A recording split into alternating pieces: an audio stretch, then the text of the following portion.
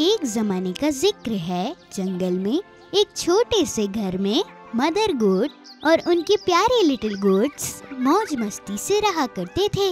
Little goats बहुत प्यारे लगते थे, बिल्कुल खिलौनों जैसे। सभी माओं की तरह मदर गोट अपने बच्चों से बहुत प्यार करती थी। वो सभी जंगली जानवरों से अपने बच्चों को दूर रखती थी। एक दिन खाने की तलाश में बाहर जाने से पहले उन्होंने लिटिल गोट्स को अपने पास बुलाया और उनसे कहा, मेरे प्यारे बच्चों, मैं जंगल में जा रही हूँ। कोई आए तो दरवाजा मत खोलना। अगर भेड़िया आ गया तो वो हम सबको खा जाएगा। वो भेष बदल के तुम्हें खाना चाहेगा। पर हम उसे पहचानेंगे कैसे? भेड़िए की आवाज भारी है और मेरी पतली। जब भी मोटी आवाज आए तो समझ जाना कि वही है। ये बोलते ही मदर गोट निकलने लगी। फिर उनको कुछ और याद आया। उन्होंने मुड़ के बोला, एक और बात, भेड़िए के पैर काले हैं और मेरे सफेद। तुम ये देख के भी पहचान जाना। आप परेशान मत हो माँ, हम संभाल लेंगे। Mummy, we love you. Mother goat ने अपने सभी बच्चों को एक एक करके चूमा और फिर जंगल की तरफ निकल पड़ी। भेड़िया सब कुछ देख रहा था। मदर गोट के जाने के बाद वो थोड़ा और रुका। फिर वो उनके घर पे पहुंच के दरवाजा जोर जोर से खटखटाने लगा।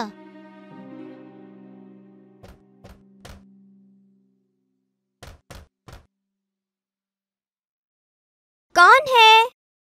मेरे प्यारे बच्चों, दरवाजा खोलो।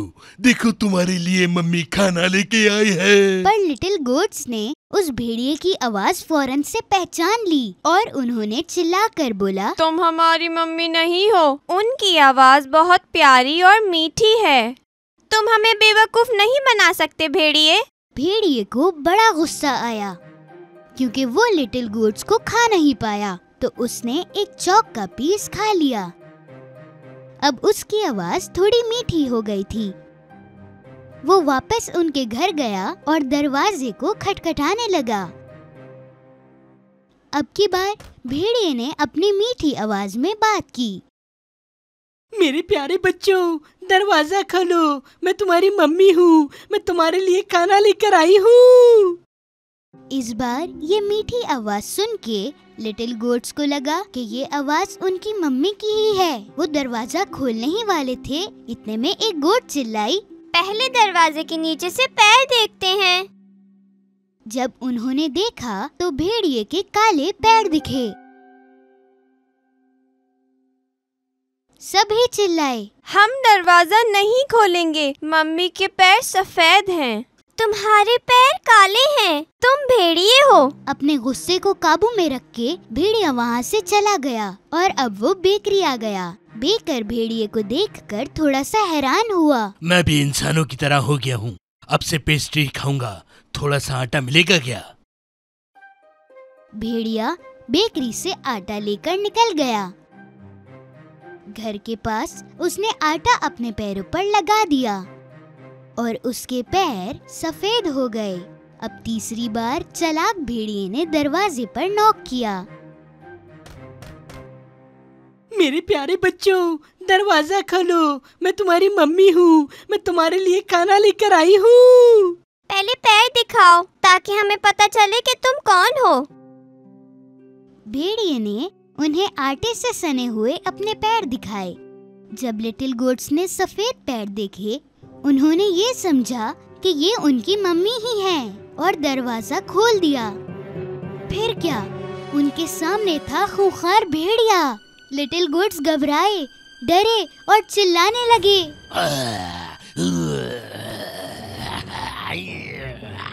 अपनी जान बचाकर भागो, बचाओ, बचाओ।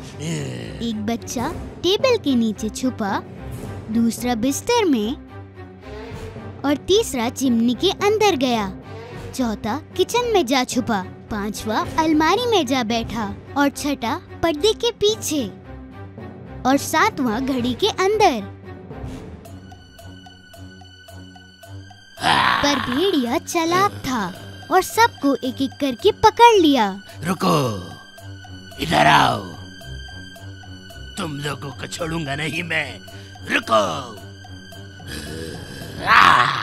सिर्फ घड़ी में छुपने वाले को वो पकड़ नहीं पाया।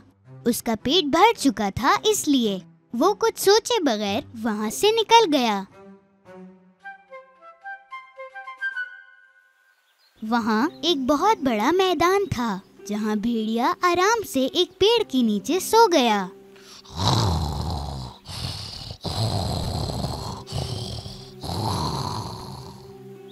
थोड़ी ही देर में मदर गोट घर पहुंची।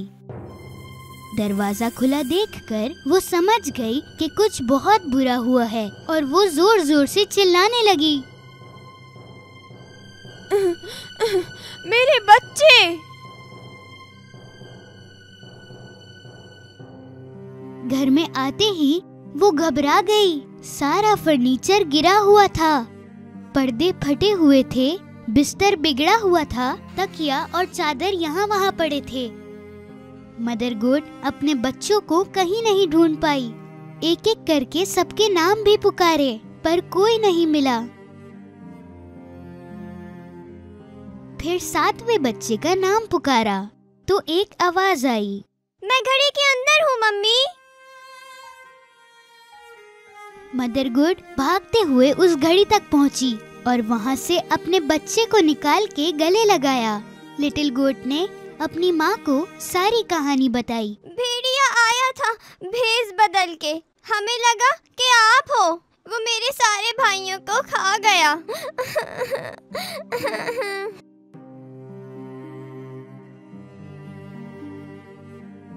मदर गोट को बहुत बुरा लगा। वो बहुत रोई। अपने बच्चे को लेकर अपने सिर्फ एक बच्चे के साथ वो घर से बाहर निकली।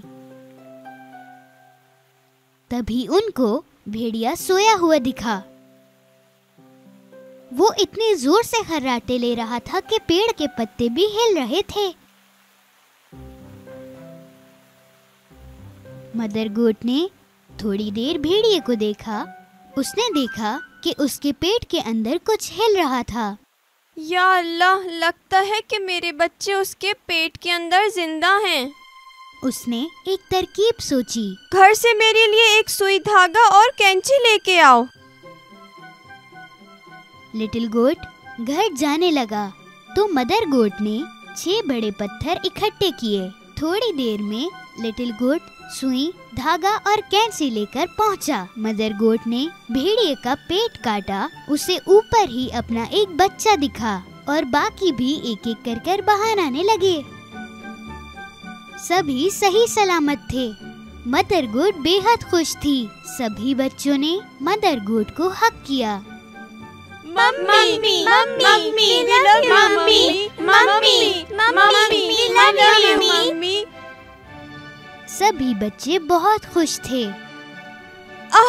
मेरे बच्चों, तुम सब ठीक हो ना? मदर गोट ने भेड़िए के अंदर सारे पत्थर डाल दिए।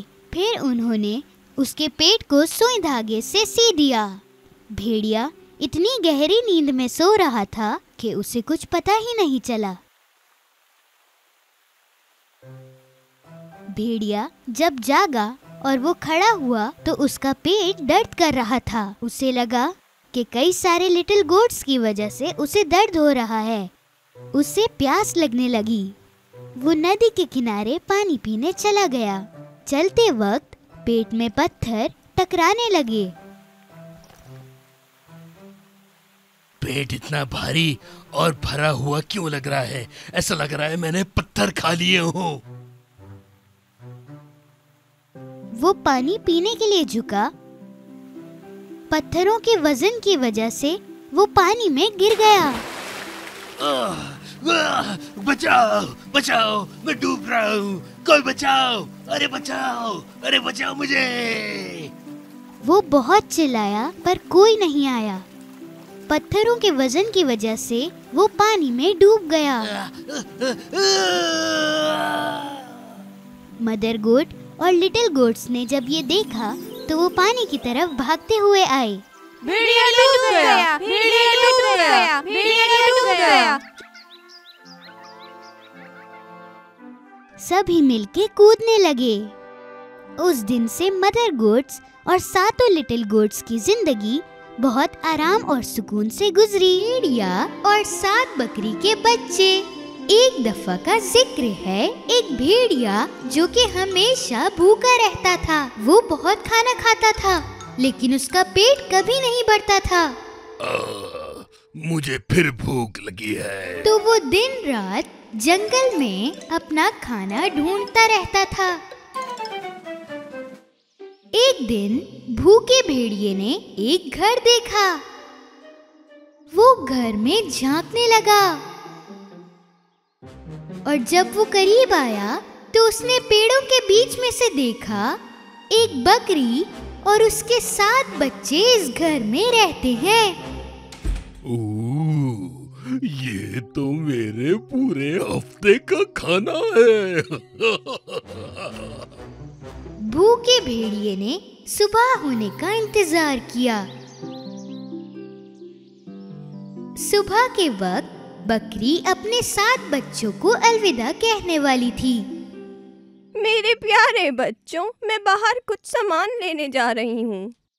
बहुत ख्याल से रहना और अगर कोई बाहर आए तो दरवाजा मत खोलना। ठीक है मम्मी। बकरी मार्केट के लिए अपने घर से निकल गई और तभी भेड़िया ये सब चुपके देख रहा था और वो पेड़ के पीछे से निकला।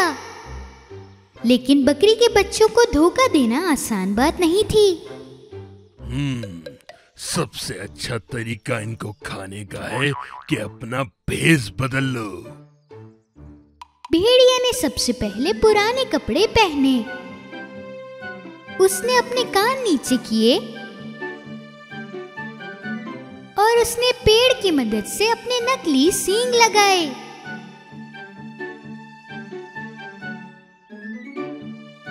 फिर उसने अपने पैर आटे से भर लिए और उसने एक जगह से एप्पल पाई चुरा लिया। और मैं अपनी आवाज को भी चेंज कर लूंगा, उनकी दादी माँ की जैसी आवाज बनाऊंगा।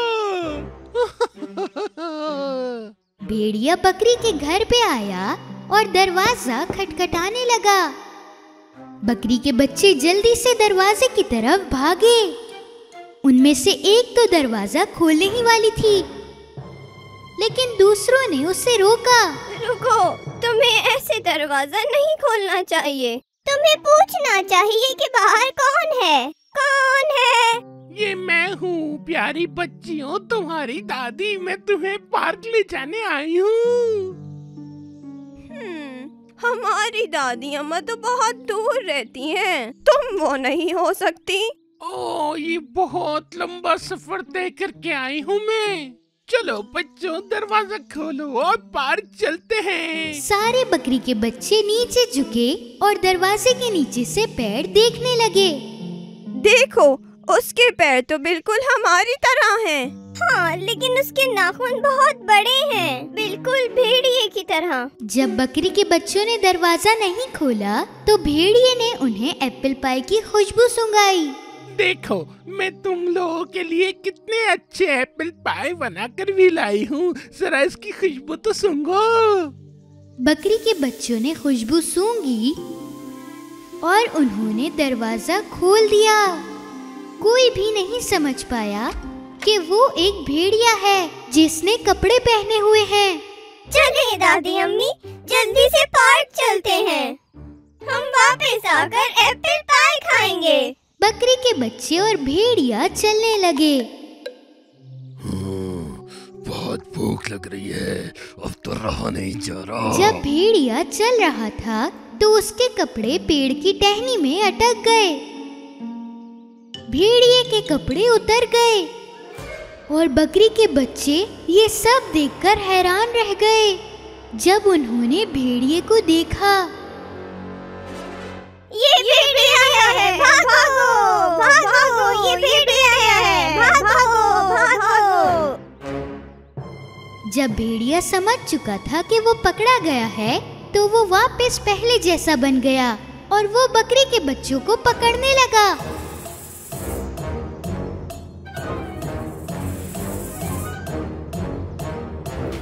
उसने एक एक कर सारे बच्चों को पकड़ लिया। उनमें से सिर्फ एक बच गया और वो वहां से भाग गया। भेड़िए ने 6 बकरी के बच्चों को अगवा किया और अपने घर ले गया। वो बकरी का बच्चा जो बच गया था अपनी अम्मी को सब बताना चाहता था।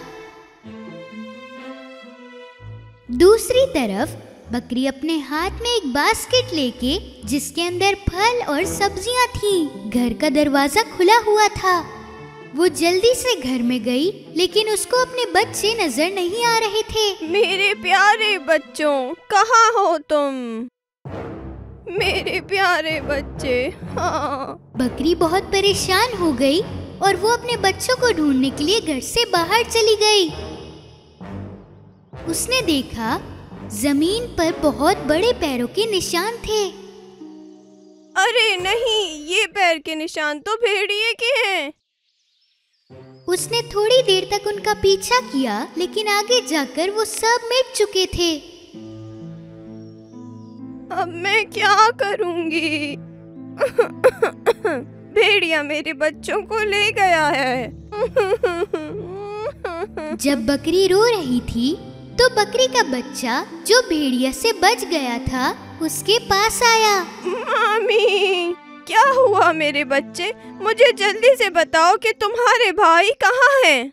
एक भूखा भेड़िया भेष बदल के हमारी दादी की शक्ल में आया था। उसने हम सबको किडनैप कर लिया था। मैं बहुत मुश्किल से अपनी जान बचा कर आई हूँ। बकरी का बच्चा और बकरी भेड़िया के घर की तरफ निकल पड़े। जब वो घर में आए तो उन्होंने बकरी के बच्चों की आवाज सुनी। ये तो भेड़िए का घर है, हमें बहुत एहतियात करनी होगी मेरे बच्चे। बकरी और बकरी के बच्चे ने एक मंसूबा बनाया जिसकी मदद से वो बच्चों को बचा सकें। वो दोनों दरवाजे पर खड़े हुए और अपने हाथों से एक भालू की परछाई बनाई। घर के अंदर भेड़िया उन बच्चों को बस खाने ही वाला था, लेकिन उसने भालू की परछाई देखी। अरे ये क्या है? ये तो भालू लग रहा है। मैं एक बहुत बड़ा और भूखा भालू हूँ। यहाँ जरूर एक भेड़िया होगा जिससे मेरा पेट भर जाएगा। भागो! भेड़िया ये सोचकर बहुत डर गया था कि भालू उसे खा जाएगा और वो भागने लगा। नहीं, कोई मेरी मदद करे। भालू भालू भालू मुझे खा जाएगा। भागो भागो! भेड़िया को भागते देखकर बकरी के बच्चे बाहर आए और अपनी अम्मी को गले लगा लिया। अम्मी, अम्मी, आप आ गई, आप आ गई। और उसके बाद बकरी और बकरी के बच्चे जंगल में अपनी जिंदगी बहुत खुशी से गुजारने लगे, भेड़िए से बहुत दूर।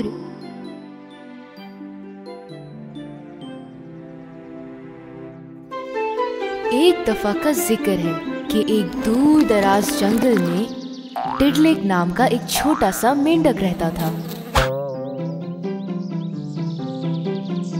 टिडलेक को धूप में खेलना बहुत पसंद था। वो झील के पास अपने कुछ दोस्तों से मिला और उनके साथ कवल के फूलों पर छलांगे लगाए।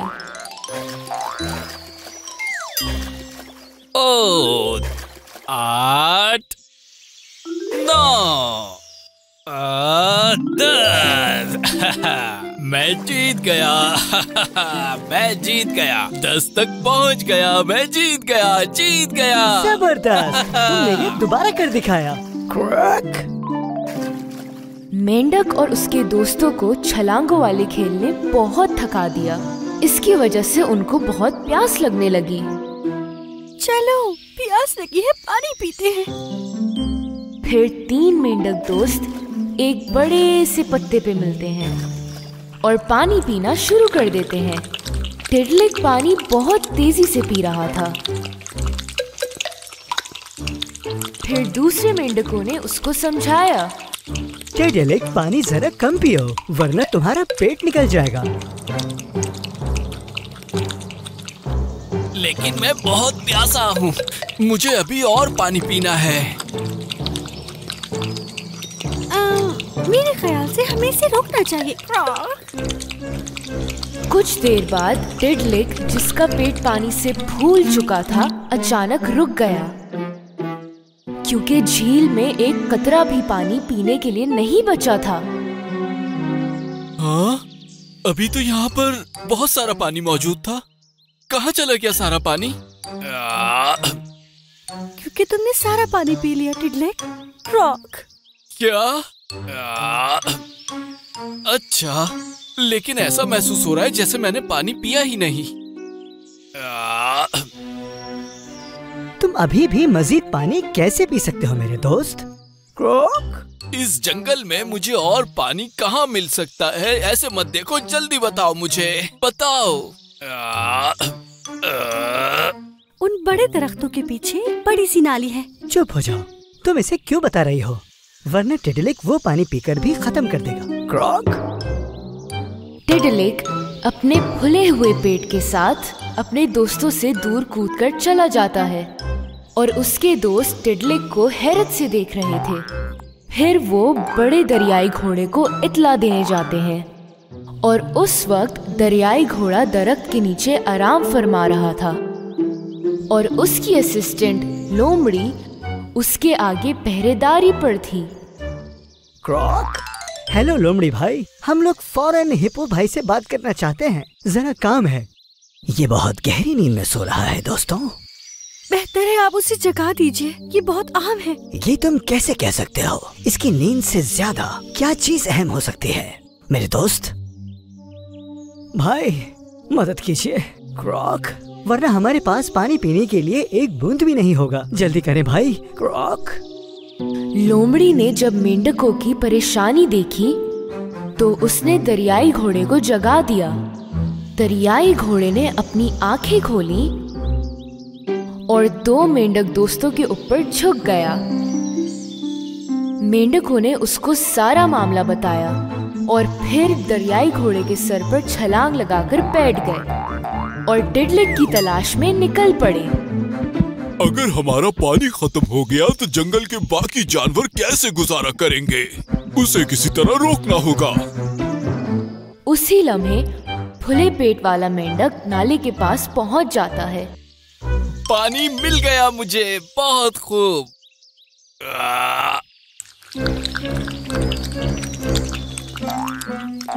एक खरगोश जिसने टिडलिक मेंढक को पानी पीते हुए देख लिया था, वो भी किनारे की तरफ पानी पीने आ रहा था, लेकिन मेंढक ने उसको खबरदार किया। रुक जाओ खरगोश, ये सारा पानी मेरा है, तुम कहीं और जाकर पानी पियो, चलो जाओ।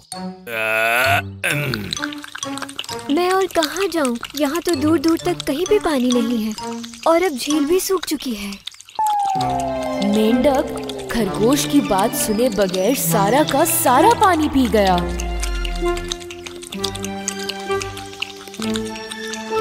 और अब उसका पेट पहले से भी ज्यादा बड़ा हो चुका था। मुझे यहाँ और पानी कहाँ मिल सकता है? खरगोश की आंखें हैरत से फट गईं।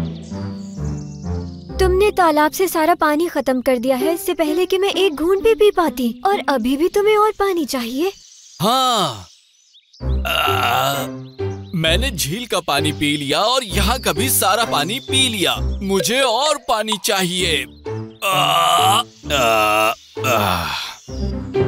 टिडलिक अपने फुले हुए पेट के साथ जंगल में और पानी की तलाश करने लगा। उसको जहाँ भी पानी नजर आता था वो उसको पी जाता था और सब खत्म कर देता था। जब जंगल के जानवरों ने सूखी झील देखी और सूखा नाला देखा तो वो बहुत हैरान हुए। ना ही उल्लू को पानी मिल रहा था और ना ही हिरन को। आखिरकार दरियाई घोड़े और मेंढकों ने उदास खरगोश को नाले के पास देखा। खरगोश, ये बताओ कि क्या तुमने पानी के लालची मेंढक को कहीं देखा है? हाँ, वो उस तरफ गया है। जो पानी बारिश से जमा हुआ था उसने वो भी पी लिया। दरियाई घोड़ा अपनी पूरी ताकत के साथ दौड़कर टिडलिक की तलाश करने लगता है। और जंगल के दूसरे जानवर भी उसका पीछा करने लगते हैं। मेंढक टिडलिक पानी का आखिरी कतरा खत्म ही करने वाला होता है कि दरियाई घोड़ा और जंगल के सारे जानवर उसके सामने आ पहुंचते हैं। टिडलिक रुक जाओ, तुमने जंगल का सारा पानी पी लिया है और हमारे लिए एक कतरा भी नहीं छोड़ा। तुम्हें झील और नाले का पानी वापस करना होगा। तुम्हारे दोस्त बिल्कुल ठीक कह रहे हैं टिडलिक। मेरे जैसा दरियाई घोड़ा और ये परिंदे जो तुम देख रहे हो, इन सबको भी पानी की बहुत जरूरत है। हम सब अब क्या करेंगे? यहाँ तक के पौधों, दरख्तों और कीड़ों को भी पानी चाहिए। प्लीज अपना मुंह खोलो और वो सारा पानी लौटा दो जो तुमने अपने पेट में भरा हुआ है। टिडलिक जिसका पेट पानी से भरा हुआ था, उससे जंगल के जानवरों ने मिन्नतें भी की, लेकिन वो पिए हुए पानी को वापस करने पे राजी नहीं था। अब हम क्या करेंगे? मेरे पास एक आइडिया है। अगर हम उसे हंसाएं तो वो सारा पानी निकाल देगा, सारा का सारा पानी। हाँ, ये अच्छा आइडिया है। वैसे भी टिडलिक को हंसना बहुत पसंद है। खरगोश टोपी ढूंढता है और मेंढक को हंसाना शुरू कर देता है।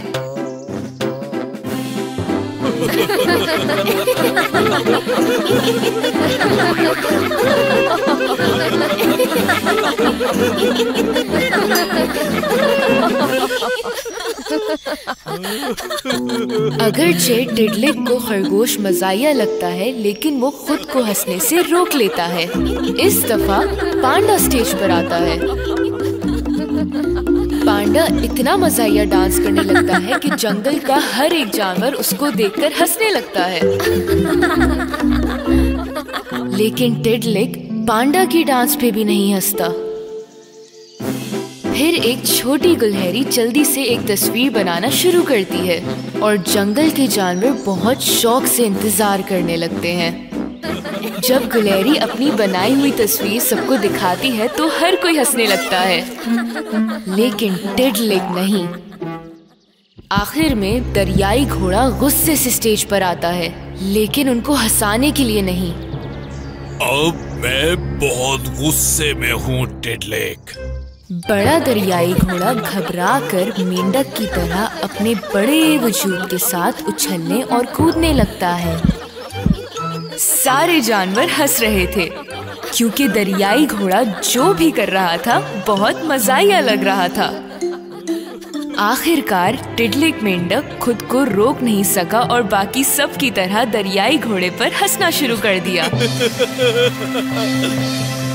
जैसे ही उसने मुंह खोला, सारा पानी जो उसने पी रखा था हर जगह फैल गया और फिर झील अपनी पुरानी हालत में लौट आती है और नाला फिर से बहने लगता है। यहाँ तक के छोटे जौहर भी अपनी जगह में भरने लगते हैं। जैसे ही टिडलिक हंसता है, उसका पेट सिकुड़ जाता है और वो अपनी प्यारी मेंढक वाली हालत में वापस आ जाता है। बहुत खूब टिडलिक, तुमने इस जंगल में रहने वाले जानवरों को प्यास से बचा लिया है। तुम्हारा पेट बड़ा नहीं रहा, अब तुम पत्तों पर बहुत ही आसानी से कूद सकते हो। ओह, मेरा बहुत बड़ा पेट था। अब मुझे बहुत सुकून मिल रहा है। अगली दफा जब तुम्हें प्यास लगे तो दूसरों का भी ख्याल रखना। तुम्हारी तरह बाकी सब जानवरों को भी पानी की बहुत जरूरत है। मसलन जैसे अभी मुझे जाकर नहाने की जरूरत है। तुम लोग ठीक कह रहे हो मेरे दोस्तों।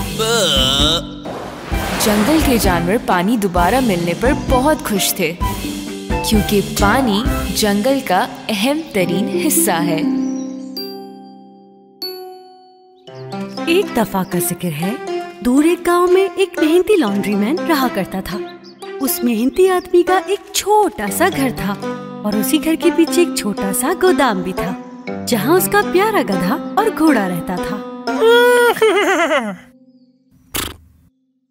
कल कितना थका देने वाला दिन था मेरे दोस्त। अरे मेरे दोस्त, अगर कोई थक गया है तो वो सिर्फ मैं हूँ। तुम जानते हो कि मैं सारा बोझ उठाता हूँ। सही कहा, लेकिन लॉन्ड्री मैन तो मुझ पे ही सवार होता है। चलो भाई, उम्मीद है आप लोगों ने आराम कर लिया होगा। अब काम पर जाने का वक्त है।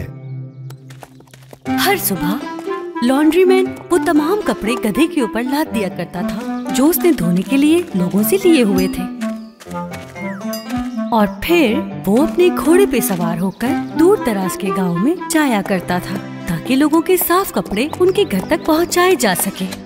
दिन भर उसने लोगों के साफ कपड़े उनके घर तक पहुंचाए और साथ ही मजीद और कपड़े धुलने के लिए ले लिए। अक्सर गधा थक जाया करता था क्योंकि सारे कपड़े उसी के ऊपर लादे जाते थे। जब वो गोदाम में वापस आता तो वो थोड़ा बहुत खाता और फिर फौरन ही सो जाता। क्या कर रहे हो डोंकी? तुम तो अभी से ही सोने लगे। मैं तो अभी भी बहुत भाग सकता हूँ। यकीनन तुम भाग सकते हो क्योंकि सारा बोझ तो सिर्फ मैं उठाता हूँ, तुम नहीं। लॉन्ड्री मैन अगली सुबह जल्दी उठा और वो तमाम गंदे कपड़े धोए जो उसने लोगों से लिए थे। मेरा काम मुकम्मल हो चुका है। अब मैं गांव जाऊंगा और मजीद गंदे कपड़े जमा करूंगा। लॉन्ड्री मैन अपने घोड़े और गधे को गोदाम से निकालकर सड़क पर ले गया। मैं धोबी आपके कपड़े लेने आया हूँ। अच्छा हुआ आप यहाँ आ गए। ये रहे गंदे कपड़े, जितना जल्दी हो सके धोकर ले आओ। जी बहुत शुक्रिया मोहतरमा, मैं आपके कपड़े जल्द ही ले आऊंगा, बेफिक्र रहें। लॉन्ड्री मैन ने गांव के तमाम घरों के दरवाजे खटखटाए। उसने तकरीबन 15 घरों से बहुत से गंदे कपड़े उठाए और फिर वो तमाम कपड़े उस बेचारे गधे के ऊपर लाद दिए गए। ये तो बहुत भारी है। उस दिन लॉन्ड्री मैन गधे के साथ साथ चल रहा था ताकि उस पे ज्यादा बोझ ना पड़े, लेकिन गधा बहुत थक चुका था और उसकी टांगों से जान निकल रही थी। वो सड़क के बीचों बीच गिर गया। क्या हो गया मेरे दोस्त? तुम वाकई में बहुत थके हुए नजर आ रहे हो। चलो तुम यहाँ थोड़ा आराम कर लो। लॉन्ड्री मैन आराम करने के लिए एक दरख्त के नीचे लेट गया। सुनो, कहना क्या चाहते हो? मैं आज ये कहना चाहता हूँ कि आज मुझ पर बोझ कुछ ज्यादा ही है। क्या तुम मेरी मदद करोगे थोड़ी बहुत? माफ करना डोंकी, लेकिन कपड़े उठाने का काम मेरा नहीं है। कुछ देर के बाद लॉन्ड्री मैन उठा और वो वापस अपने घर की तरफ चल पड़े। अभी वो चंद कदम ही आगे बढ़े थे, लेकिन अचानक गधा दोबारा जमीन पर गिर गया। अरे मेरे प्यारे दोस्त, माफ करना, आज मैंने तुम पर काफी बोझ डाल दिया है। चलो थोड़ा पानी पी लो। लॉन्ड्री मैन ने वो तमाम गंदे कपड़े गधे की पीठ से उतारकर घोड़े की पीठ पर रख दिए।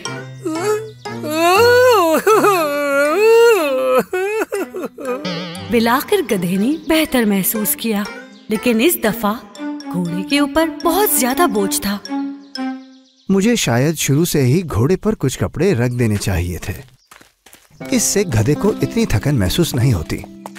क्योंकि घोड़े ने गधे की मदद नहीं की थी, इसीलिए उसको गधे की पीठ पर रखे तमाम गंदे कपड़ों को अपनी पीठ पर लेकर जाना पड़ा। जब वो गोदाम में पहुंचा तो उससे कुछ खाया भी नहीं जा सका क्योंकि वो बहुत थक गया था। मुझे अफसोस है मेरे प्यारे दोस्त, मैंने बहुत ज्यादा खुदगर्जी की। मैं बहुत शर्मिंदा हूँ, मुझे माफ कर दो प्लीज। तुम एक बात अच्छी तरह समझ लो, मदद करना और बांटना बहुत जरूरी है। ये बात कभी मत भूलना मेरे दोस्त। उस दिन के बाद से जब भी लॉन्ड्री मैन के पास ज्यादा कपड़े धुलने के लिए आते तो उसने इस बात का ख्याल रखा कि अपने गधे और घोड़े के दरमियान बोझ बराबर रखा जाए। इस तरह वो थकेंगे भी नहीं और साथ ही इंजॉय करते हुए जाएंगे। एक दिन जंगल में जानवरों की कचेरी लगी और उस दिन सभी जानवर कचेरी आए थे। मुर्गी ने गलती ना करने के लिए चश्मा लगाया और एक एक करके शिकायतें लिखनी शुरू की। 3 छोटे पिगीज और बड़े शैतान भेड़िए की सुनवाई उसने अपने सामने रखे कागज पे लिखा। उस वक्त सब जज तोते का इंतजार कर रहे थे, क्योंकि जब जानवरों की कचहरी लगनी शुरू हुई थी वो सही और गलत का फैसला किया करता था। कुछ देर बाद खानदान का सबसे बड़ा शख्स हाथी तीनों पिगीज को लेकर आया। पोर्की, टोर्की और गोर्की हाथी की पीठ से उतरकर अपनी जगह बैठ गए और फिर दूसरा हाथी बड़े शैतान भेड़िए को लेकर आया। सारे जानवर पहले तो उस भेड़िए को देखकर डर गए और आखिर में जज तोता भी जंगल में पहुंच गया। जज तोता आते ही एक ऊंचे तख्त पर बैठ गया। सभी जानवर उसकी इज्जत में खड़े हो गए। हेलो मेरे जंगल के दोस्तों, आप लोग अपनी जगह पर बैठ सकते हैं। तोता अपने सामने रखे कागज पे लिखे नोट्स पढ़ ही रहा था कि जो 3 पिगीज की माँ थी वो फौरन बोल पड़ी। जज साहब, भेड़िए ने वो जो वहाँ है मेरे बच्चों को खाने की कोशिश की। आप जज साहब से पहले नहीं बोले। अगर कोई भी तोते से पहले बोलता तो वो उनकी बात दोहराता था।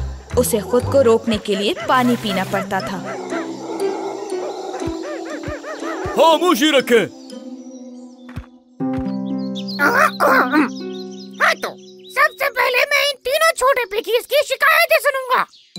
हेलो जज साहब, मेरा नाम गर्की है। मैं हमारी फैमिली में सबसे छोटा हूँ और मैं एक भूसे से बने घर में रहता हूँ जिसे मैंने खुद बनाया है और मुझे फख्र है। लेकिन एक दिन ये शैतान भेड़िया मेरे घर पर आया और मुझे खाने की कोशिश की और मेरा घर उड़ा दिया। नहीं, मुझे एतराज है।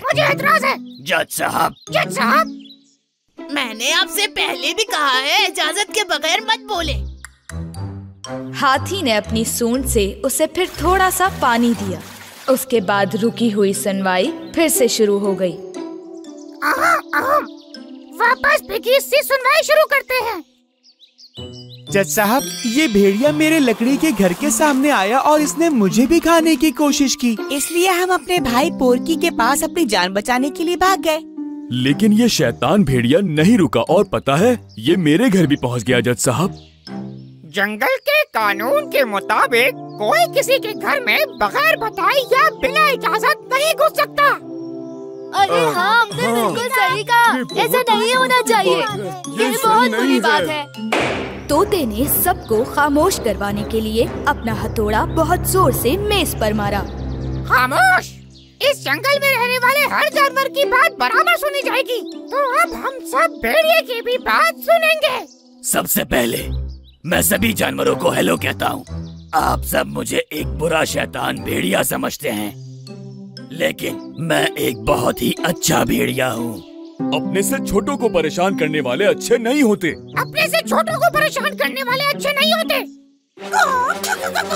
मैंने कहा ना, बिना इजाजत के कोई कुछ भी ना बोले। जब तोता पानी पी रहा था, भेड़िया अपनी बात कहता रहा। जिस दिन ये वाकया हुआ था उस दिन मैं सुबह सवेरे उठ गया था। मैंने घर पर अच्छा नाश्ता किया। ये बताओ तुमने नाश्ते में क्या खाया था? मैंने हेजलनट के पत्तों के बीच कुछ स्ट्रॉबेरीज रखकर खाई थी। उसके बाद मैं जंगल में टहलने निकल गया। तब मैंने देखा भूसे से बना हुआ घर जो गर्की ने बनाया था। जज साहब, घर बहुत ही कमजोर लग रहा था। मुझे इस बात का डर था कि वो घर कहीं गिर ना जाए और उस भूसे के नीचे पिगी दब जाए।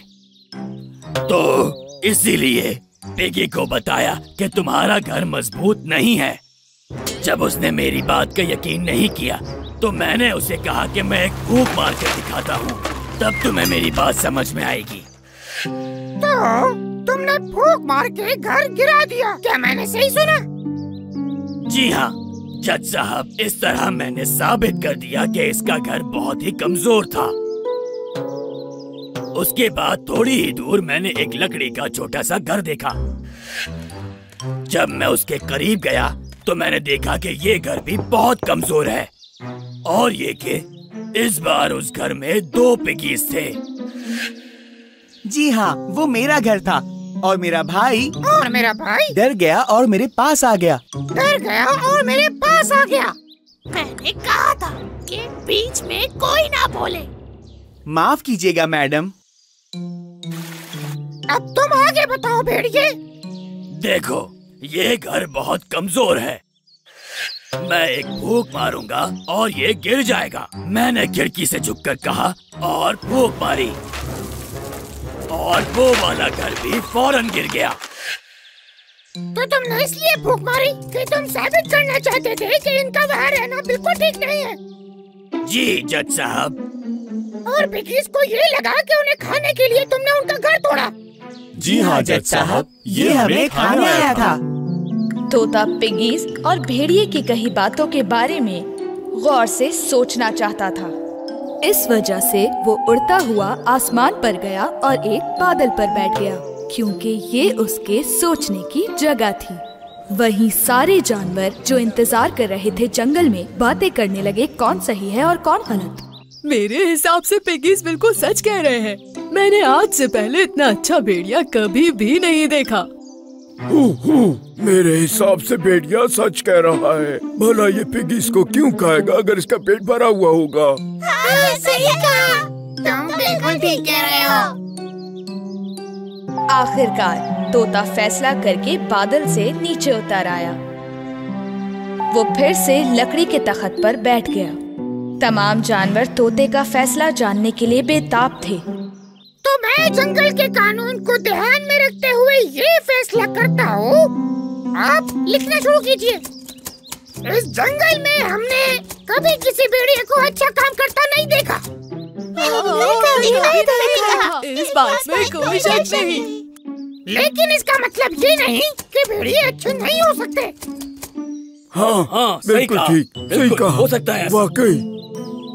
फिर मैंने सोचा कि दरअसल ये हेज़लनट और स्ट्रॉबेरीज तो हमारे जंगल में उगते ही नहीं है। जी हाँ, आपने बिल्कुल सही कहा।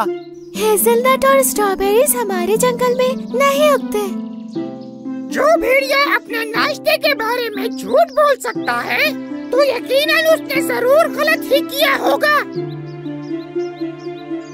और मैं ये फैसला सुनाता हूँ कि भेड़िए को पिगीज के लिए नए घर बनाने होंगे, और इस तरह वो इस जंगल में अच्छा काम करके दूसरे भेड़ियों के लिए एक मिसाल कायम करेगा।